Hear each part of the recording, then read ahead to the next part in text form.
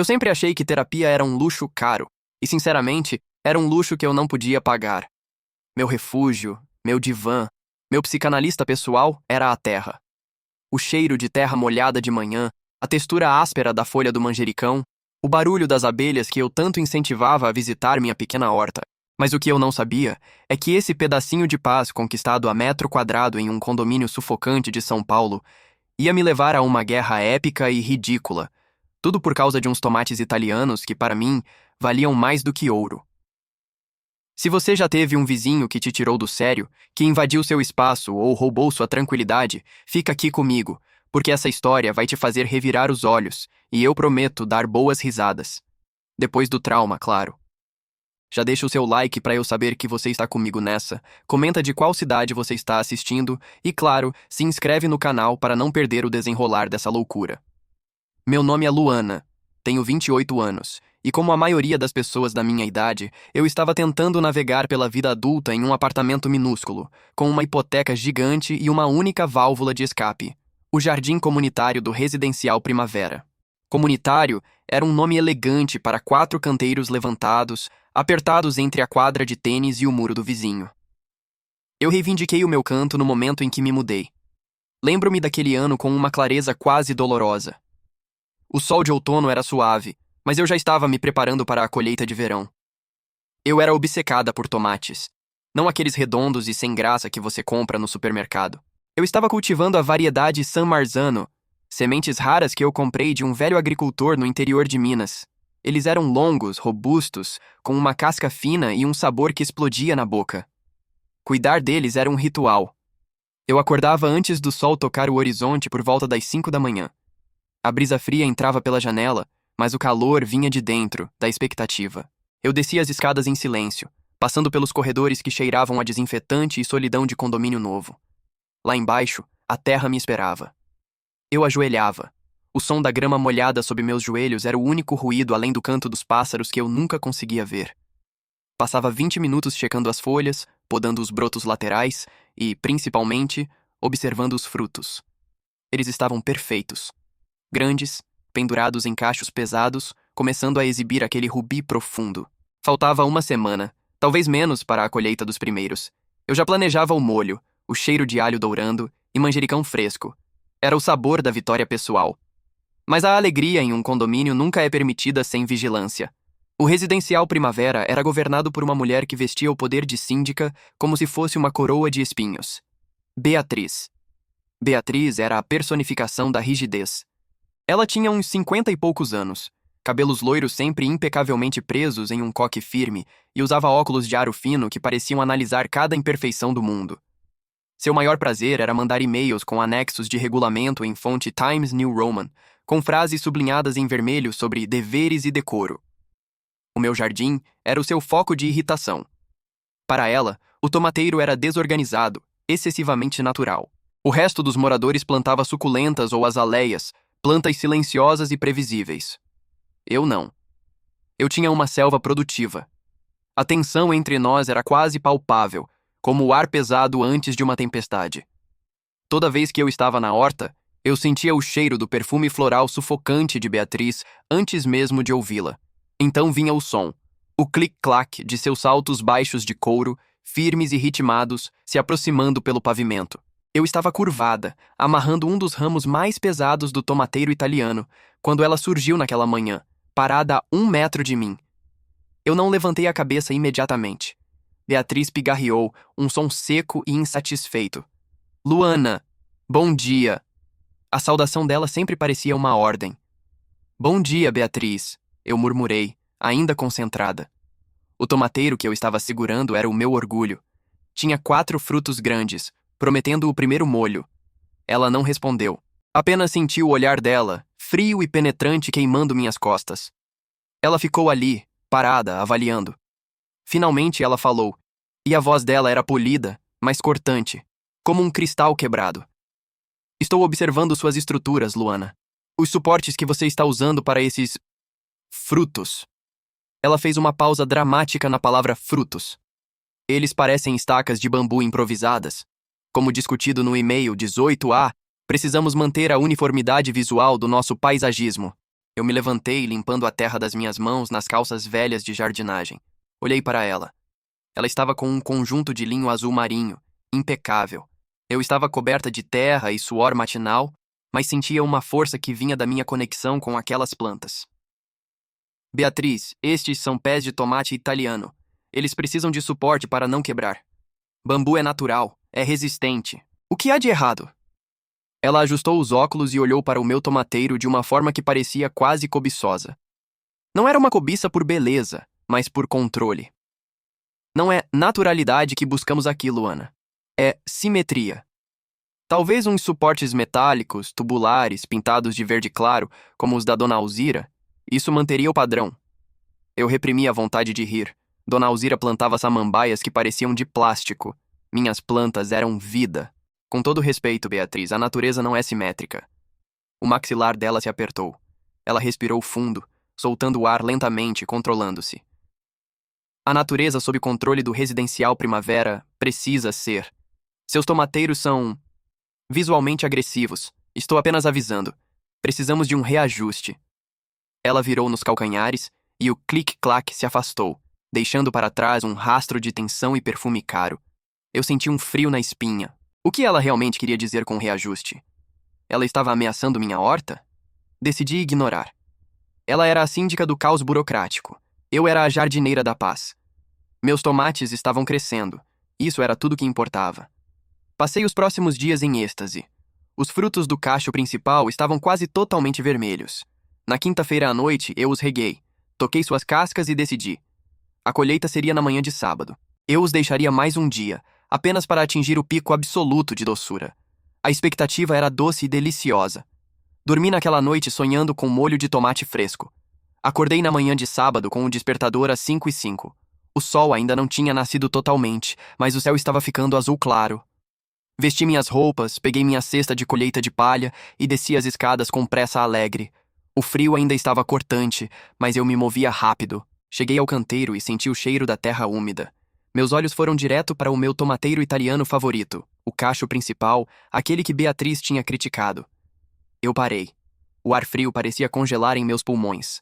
A planta estava ali, as folhas balançavam levemente na brisa matinal.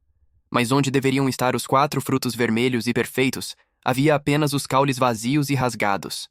Não havia um tomate sequer, nenhum. O chão de terra estava revirado perto da base do caule. Não era um bicho, não era um pombo. Era uma ação limpa, precisa. O cacho inteiro tinha sido arrancado à força, sem cuidado, deixando a planta ferida. Eu me senti paralisada.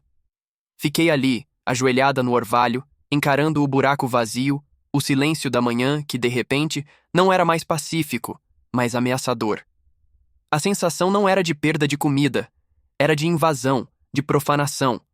Alguém tinha entrado no meu espaço mais sagrado e roubado o fruto do meu trabalho. A indignação veio primeiro, quente e violenta. Depois, a certeza gelada. Eu não conseguia tirar os olhos do espaço vazio.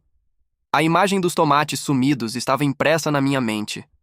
A minha paz, aquela que eu havia regado e cuidado com tanto carinho, tinha sido roubada. E eu sabia exatamente quem tinha feito isso. Eu sabia quem era obcecada por padrões, por controle, e agora eu temia pelos meus preciosos frutos. A voz de Beatriz, com sua crítica à simetria, ecoou na minha cabeça. Ela queria meus tomates, e ela os tinha levado. Eu me levantei, o corpo tremendo, e olhei ao redor. A luz fraca da manhã batia nas árvores. Eu tinha que reagir. Não era sobre os tomates, era sobre a guerra que acabava de começar. Eu precisava de provas. Eu precisava saber. Meu refúgio tinha se tornado meu campo de batalha. E eu não ia perder. Eu não podia. A primeira coisa que eu precisava era de uma câmera. A paz acabou. O mistério, dos frutos de ouro, estava só começando.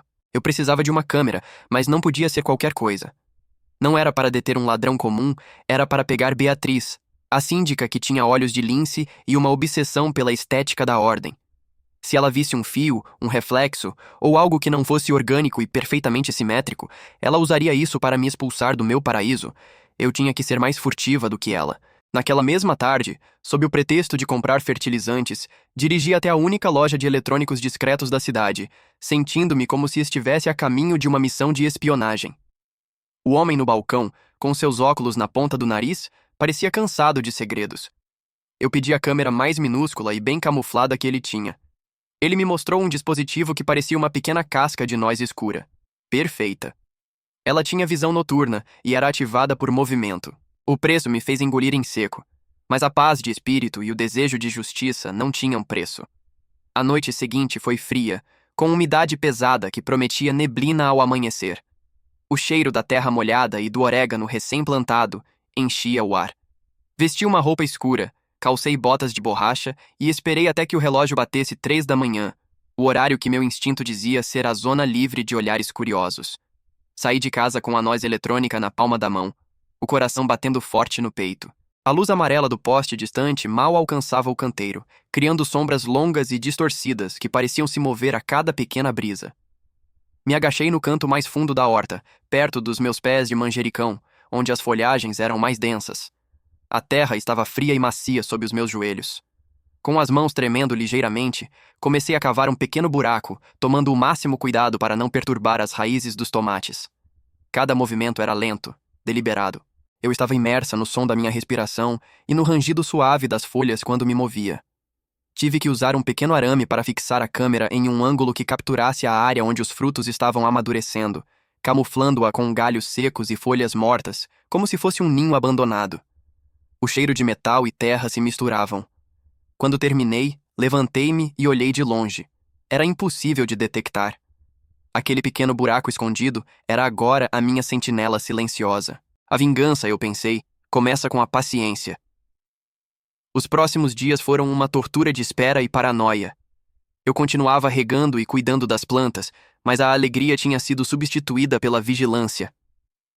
Toda vez que via Beatriz na varanda de seu apartamento, regando suas samambaias que pareciam perfeitamente podadas, eu sentia o calor subir pelo meu pescoço. Ela me olhava com aquele sorriso forçado, o rosto inexpressivo, mas seus olhos sempre se fixavam por um segundo a mais nos meus tomateiros.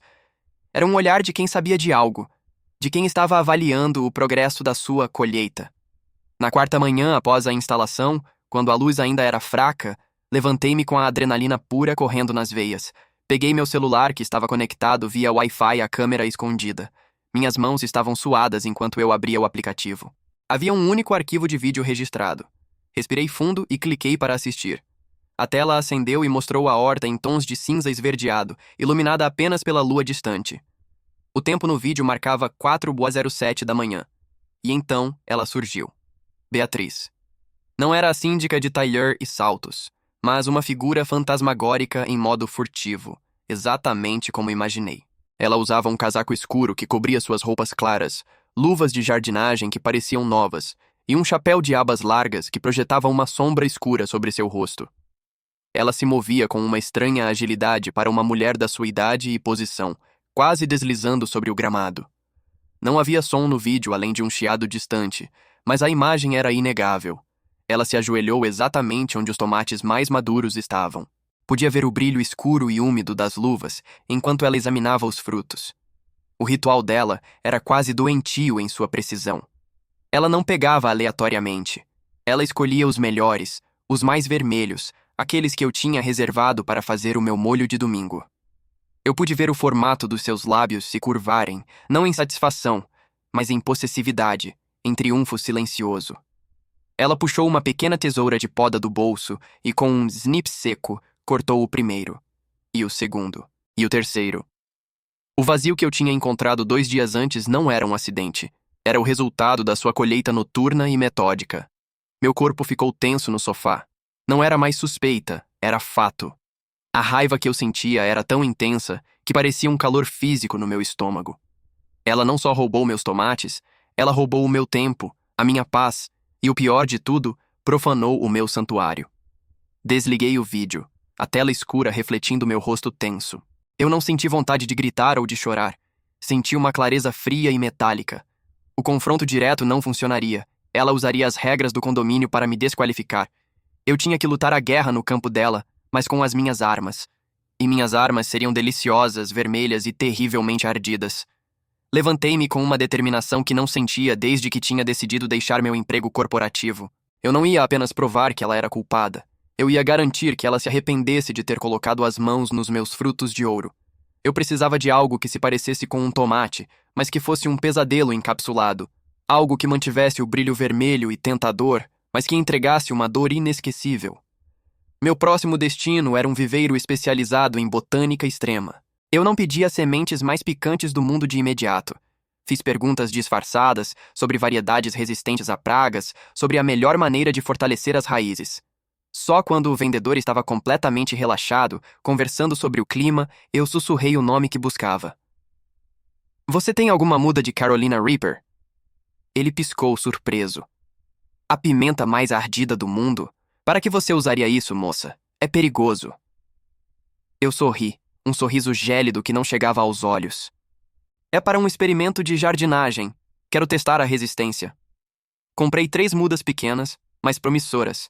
Elas eram frágeis, mas eu sabia que, uma vez transplantadas, cresceriam rápido, escondidas entre os arbustos de tomate italiano. O desafio seria garantir que os frutos da pimenta fossem idênticos, em tamanho e cor, aos meus tomates. Voltei para casa e examinei as mudas sob a luz da cozinha. Elas tinham folhas de um verde profundo e um formato que, quando bem cuidadas, imitaria perfeitamente a aparência arredondada dos meus frutos.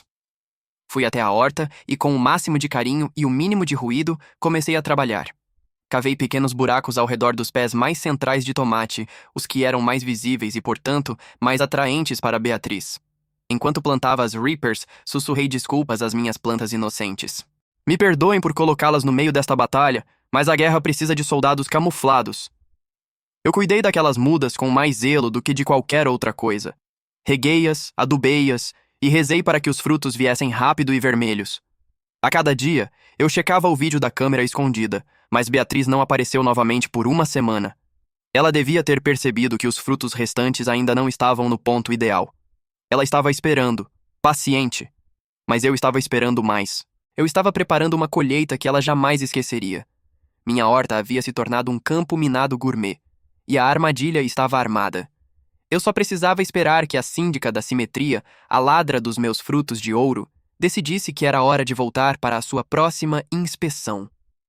A tensão era palpável, e o cheiro doce de tomate no ar agora vinha misturado com um sutil, mas perigoso, aroma de vingança. Eu só precisava de tempo. E a natureza, neste caso, estava do meu lado. A natureza é traiçoeira, mas justa. Ela trabalha em silêncio. Eu observava a horta todos os dias ao nascer do sol, sentindo aquele cheiro inebriante de terra úmida misturado com o aroma agridoce dos tomates maduros. Os frutos italianos, compridos e firmes, já estavam explodindo em vermelho vivo, parecendo joias penduradas. Mas meu foco estava na camuflagem. As mudas de Carolina Reaper, escondidas lá embaixo, eram discretas. Suas folhas se misturavam perfeitamente com a folhagem dos tomates, e os frutos, quando começaram a surgir, eram pequenos, redondos e, para um olhar desatento, pareciam apenas um tipo de tomate cereja selvagem e precoce. Eram vermelhos, perigosamente vermelhos. A espera me corroía. Eu dormia mal, acordando a cada barulho no corredor. Será que ela estava vindo? Será que eu a pegaria? Meu plano era simples: esperar que ela colhesse o fruto do pecado e então usar o vídeo do flagrante para garantir que ela não apenas perdesse o cargo, mas que a humilhação fosse pública e registrada. Mas o silêncio de Beatriz era ensurdecedor. 7 dias se passaram. 8º. 9º. Meus tomates já estavam quase passando do ponto de colheita, e os Carolina Reapers estavam no auge de sua potência. A natureza estava no meu auge, mas Beatriz não. Então, a guerra mudou de campo de batalha. Ela não veio de luvas e chapéu de abas largas à noite. Ela veio através de um e-mail, às 10 da manhã, com o cabeçalho oficial do condomínio em negrito. Eu senti o cheiro do papel seco e da tinta barata antes mesmo de abrir a mensagem, pois a adrenalina já estava subindo. O título era: Urgente. Notificação formal de violação. Área comum horta. Eu cliquei. A tela branca iluminou a cozinha, e comecei a ler a caligrafia fria e burocrática de Beatriz. Ela dizia que, após uma inspeção minuciosa, essa palavra me deu náuseas, havia notado que minhas plantas haviam se tornado excessivamente grandes e irregulares. Mas o parágrafo que realmente me fez soltar um riso seco e amargo foi o que vinha a seguir. Adicionalmente, foram identificadas mudas exóticas e não catalogadas misturadas ao cultivo padrão. A presença dessas espécies desconhecidas, que podem ser potencialmente tóxicas ou invasivas, representa um risco à saúde e à segurança da comunidade. Portanto, solicito a remoção imediata, no prazo de 24 horas, de toda a vegetação irregular. Caso contrário, a manutenção do condomínio será acionada para executar a limpeza e emitir a multa correspondente. Ah, Beatriz. Ela não sabia o quão perto estava da verdade. As mudas eram sim perigosas. Eram um risco, mas não para a comunidade, apenas para o seu paladar voraz. A tensão se tornou física. Eu amassei o copo de plástico que segurava com tanta força que o plástico estalou. Ela não estava mais apenas roubando. Ela estava tentando usar o regulamento, a arma favorita de todo síndico tiranete, para me intimidar. E pior, para destruir minha armadilha antes que ela fosse ativada. Eu tinha 24 horas. Beatriz, evidentemente, estava esperando uma resposta histérica ou um pedido de desculpas humilde. Ela estava acostumada a vencer as disputas de condomínio com base na intimidação e na papelada, mas ela não me conhecia de verdade. Eu não era apenas a garota da horta. Liguei para o zelador, seu João. Ele era um homem calmo, aposentado da construção civil, que vivia reclamando de Beatriz, mas nunca a enfrentava. Seu João, a síndica me mandou uma notificação sobre as mudas. Ela quer que eu tire tudo em 24 horas. Eu disse, mantendo minha voz casual, mas firme. Ele suspirou, um som áspero no telefone. Eu sei, minha filha. Ela me pressionou para eu assinar a notificação, dizendo que o cheiro forte dessas coisas estava atraindo insetos. Mas eu não vi inseto nenhum, só vi aqueles seus tomates bonitos demais. E o que ela disse exatamente sobre as mudas desconhecidas? Ela disse que pareciam venenosas e que o padrão visual do prédio estava comprometido. Ele respondeu, quase sussurrando, como se ela pudesse ouvir através das paredes. Eu tentei dizer que era só você plantando umas pimentas para o seu molho, mas ela cortou a conversa.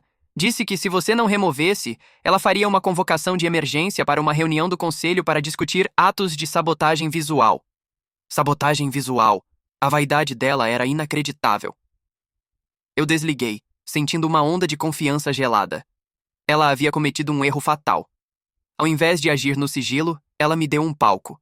Ela transformou o roubo de tomates em um problema oficial de condomínio, forçando a situação para o campo aberto. Peguei meu celular e enviei uma resposta ao e-mail de Beatriz. Eu não ia brigar sobre regulamentos ou discutir sobre o perigo das plantas. Eu ia aceitar o desafio. Prezada síndica Beatriz, eu escrevi, mantendo a formalidade que ela tanto prezava. Em virtude da sua notificação e da sua preocupação com a segurança e a toxicidade das minhas plantas, aceito discutir o assunto em uma reunião oficial. Aliás, para garantir a transparência e demonstrar que meus frutos são inofensivos, farei questão de levar uma amostra para que todos possam inspecionar e comprovar a qualidade do que está sendo cultivado. Sugiro que a reunião seja o mais breve possível, talvez amanhã à noite, como reunião extraordinária do conselho, conforme o seu desejo de urgência. Eu enviei o e-mail. Aquele fruto vermelho, perfeitamente camuflado, precisava de um público para atingir seu potencial máximo, e eu ia garantir que Beatriz fosse a estrela principal. Eu só precisava garantir que ela fosse a primeira a provar a sua própria medicina. Naquela noite, eu não consegui pregar os olhos. Não era mais a ansiedade da espera, era a expectativa. Eu conseguia sentir a briga, o cheiro de suor e papelada, e no fundo, o ardente e promissor aroma de vingança. Eu olhei a pequena câmera escondida. Ela ainda não tinha voltado. Mas amanhã, sob as luzes fluorescentes do salão de reuniões, ela não teria escapatória. O palco estava montado, e a prova estava crescendo na minha horta, pronta para ser colhida.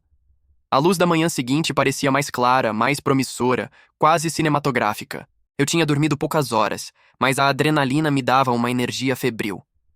A primeira coisa que fiz foi ir até a horta. O ar estava frio e úmido, e o cheiro de terra molhada pairava pesado no meu pequeno pedaço de paraíso. Eu precisava do espécime perfeito. Meus olhos percorreram a folhagem exuberante. Os pés de tomate italiano estavam carregados, vermelhos e gordos, ignorando o drama humano que acontecia ao redor deles. Mas eu não estava interessada neles. Eu procurava a arma secreta. Localizei o pé de Carolina Reaper. Ela era traiçoeira. O fruto que eu havia escolhido se parecia, à primeira vista, com um tomate cereja ligeiramente disforme, talvez um dos que não cresceu direito, com um tom de vermelho profundo, quase púrpura, mas sem o brilho lustroso dos meus tomates de verdade. Eu usei luvas finas e um alicate de jardinagem, tratando o fruto com o respeito que se dá a um explosivo. A pimenta era pequena, mas o calor que emanava dela era quase físico, uma promessa silenciosa de destruição.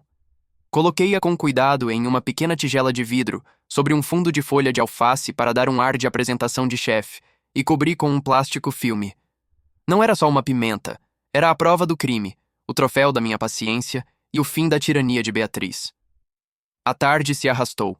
Eu repassei o meu discurso na cabeça, calculando o timing da minha fala, imaginando a expressão de Beatriz. Eu senti um frio na barriga, uma mistura de medo da derrota e êxtase antecipado. Eu não era uma pessoa de conflitos, eu era uma jardineira. Mas quando alguém rouba sua paz e seus tomates, você aprende a lutar. Às 7:30 da noite, o salão de festas do condomínio já estava cheio, embora ninguém estivesse de festa. As cadeiras de plástico cinza formavam um semicírculo sob as luzes fluorescentes que zumbiam como mosquitos irritantes. Aquele lugar tinha sempre um cheiro estranho de desinfetante vencido e papel velho. Beatriz já estava na cabeceira da mesa, de pé, usando um blazer estruturado e a expressão de quem está prestes a presidir uma corte marcial. Ela batia na mesa com a caneta impaciente. Ela me viu entrar e seu sorriso se fechou imediatamente. Eu estava vestida casualmente, em contraste com a formalidade dela, e carregava apenas a pequena tigela de vidro. Sentei-me discretamente ao lado de Dona Olga, a tesoureira que havia demonstrado ser minha aliada. Dona Olga não sorriu, mas apertou minha mão por baixo da mesa. Sua pele era quente e seca, um pequeno farol de apoio no meio daquele mar de desconfiança e formalidade. Beatriz não perdeu tempo. Boa noite a todos. Chamei esta reunião extraordinária porque, como a maioria já sabe, estamos enfrentando uma situação grave de desrespeito ao regulamento interno e, o que é mais preocupante, um risco de saúde e segurança para todos os moradores. Ela folheava os papéis com uma dramaticidade exagerada. Ela começou a ler trechos do regulamento sobre cultivo de espécies potencialmente invasivas ou venenosas. A voz dela era alta, estridente, pintando-me como uma terrorista botânica. A moradora em questão, com a qual tentei uma comunicação amigável, insiste em manter plantas que, ao que tudo indica, são tóxicas e perigosas no ambiente comum. Não podemos permitir que o bem-estar de todos seja sacrificado por um hobby imprudente. Os vizinhos cochichavam. Eu percebia os olhares de julgamento. Chegou a minha vez. Levantei-me, mantendo a voz baixa, mas firme. Com a devida licença, Beatriz, eu trouxe exatamente o que você pediu. Provas de que as minhas plantas não são apenas inofensivas, mas deliciosas. Eu deslizei a tigela de vidro pelo tampo da mesa. O pequeno fruto vermelho, a pimenta Carolina Reaper, era o centro das atenções. Beatriz franziu o nariz, desdenhosa. Isso? Isso é o que você diz que é inofensivo? Parece deformado. E não é um tomate italiano, é claro. É alguma aberração que você plantou para nos enganar? É um fruto, eu respondi com um sorriso calmo. E eu concordo com você. Se é potencialmente perigoso, deve ser inspecionado. Você, como síndica e a principal defensora da segurança alimentar deste condomínio, deveria ser a primeira a comprovar a toxicidade, ou, neste caso, a inofensividade da planta, não acha? O ar na sala ficou denso.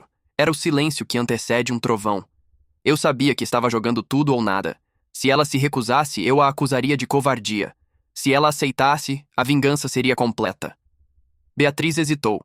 Seus olhos, que antes brilhavam com arrogância, agora demonstravam um pânico súbito, mas ela estava encurralada pela sua própria retórica.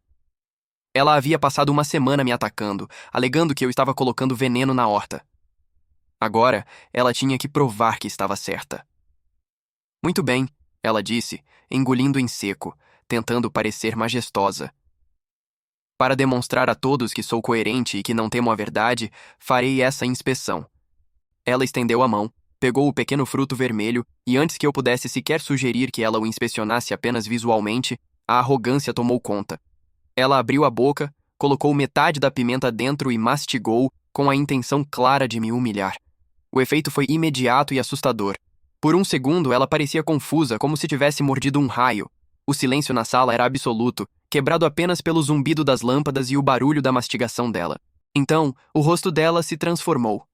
O vermelho subiu do pescoço, passando pelo maxilar e invadindo suas bochechas. Não era um rubor de vergonha, era um vermelho vivo, quente, como se o sangue estivesse fervendo sob a pele. Os olhos dela se arregalaram, injetados, e ela começou a tossir, uma tosse seca e rouca que parecia vir do inferno. Ela tentou falar, mas apenas emitiu um som gutural, um chiado de desespero. Seus dedos agarraram a garganta e ela deu um tapa violento na mesa, derrubando a tigela vazia no chão. O ar ficou pesado e eu podia jurar que conseguia sentir o cheiro ácido da pimenta queimando o ar. Beatriz abria e fechava a boca freneticamente, tentando puxar o ar que a pimenta havia roubado. Ela se inclinou para a frente, apoiando as mãos na mesa, e em um último estertor de dignidade, ou falta dela, ela deu meia volta e saiu correndo. Ela não olhou para trás, apenas disparou pela porta do salão, o som dos seus saltos sumindo rapidamente no corredor. Eu continuei parada, respirando fundo. O corpo de Beatriz havia sumido, mas a tensão ainda pairava. Os vizinhos estavam em choque, alguns rindo nervosamente, outros chocados demais para reagir. Dona Olga, ao meu lado, pegou a minha mão novamente. Ela olhou para o lugar vazio onde Beatriz estava, e depois para mim. Ela não disse uma palavra, mas o olhar nos seus olhos, um misto de espanto e satisfação, valia 1000. Eu sorri. Foi um sorriso lento e frio. Bom, eu disse, voltando-me para a plateia estupefata. Parece que a síndica achou o fruto um pouco picante demais. Eu espero que isso resolva qualquer dúvida sobre a qualidade da minha horta. Um murmúrio alto varreu o salão de festas. Não era um murmúrio de raiva, mas de alívio contido, misturado com o choque da cena que acabavam de testemunhar. Ninguém mais ousou encarar a tigela vazia que jazia caída no chão, um lembrete físico da violência sensorial que havia acabado de acontecer. Dona Olga apertou minha mão uma última vez, o calor da sua palma contrastando com a frieza que eu sentia no meu peito, a adrenalina pura escoando. A reunião não se recuperou. Foi como se a figura de Beatriz tivesse sugado toda a energia do ambiente ao sair correndo.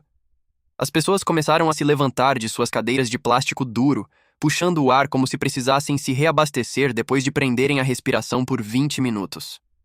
O vice-síndico, um homem pequeno e pálido que até então só havia servido como escrivão, pigarreou, tentando retomar alguma ordem, mas era inútil. Eu me retirei discretamente. Levei comigo apenas a minha jarra d'água e a satisfação pesada que vinha depois de vencer uma guerra nervosa. A descida de elevador foi o primeiro momento em que realmente fiquei sozinha desde que a confusão começou. O espelho refletia uma mulher cansada, mas com um brilho nos olhos que eu não via há meses. Cheguei ao meu apartamento, e o silêncio era ensurdecedor. O cheiro da Carolina Reaper, no entanto, parecia ter impregnado a minha roupa e o meu cabelo.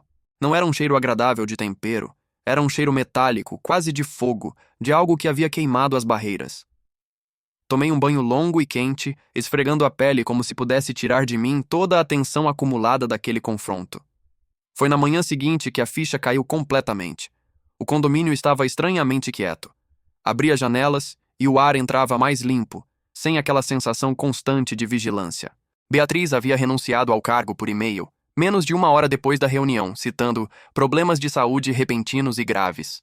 Um e-mail lacônico, sem drama, o que era a prova definitiva de sua derrota absoluta. Ela não tentaria lutar, ela havia sumido. Saí para a varanda. A horta estava lá, sob o sol da manhã. Os pés de tomate italiano, exuberantes e verdes, pareciam respirar aliviados. E as mudas camufladas de Carolina Reaper, as pequenas traidoras que haviam feito seu trabalho sujo, pareciam até mais vermelhas. Eu não senti prazer por ter destruído a dignidade de Beatriz. Senti paz. Não era sobre os tomates, percebi enquanto passava a mão sobre a folhagem áspera. Nunca foi.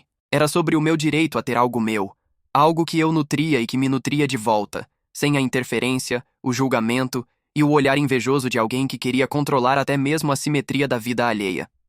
A vitória me deu um espaço, literal e figurativamente. Passei o dia transplantando as pimentas. Elas eram poderosas demais para ficar misturadas com os tomates. Movi-as para um vaso separado, bem visível, com uma placa de identificação bem clara. Carolina Reaper, cuidado, extrema pungência. Era um aviso, mas também um troféu. Uma lembrança de que eu era capaz de me defender. Decidi que era hora de reconstruir, mas sem o medo.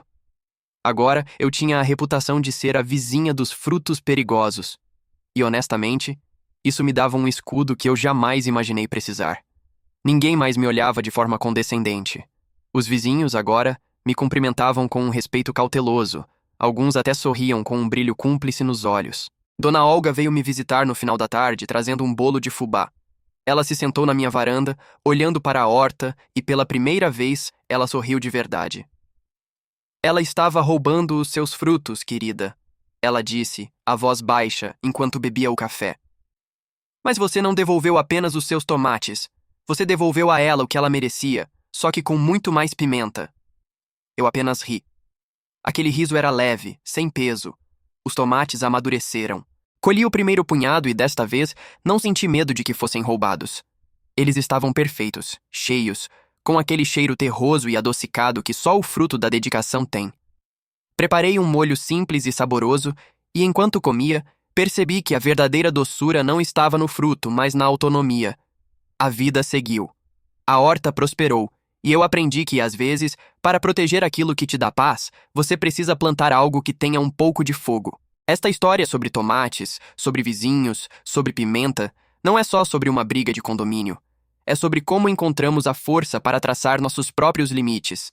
Espero, do fundo do meu coração, que vocês que assistiram e acompanharam tenham encontrado a coragem de plantar suas próprias pimentas contra quem tenta roubar a sua paz.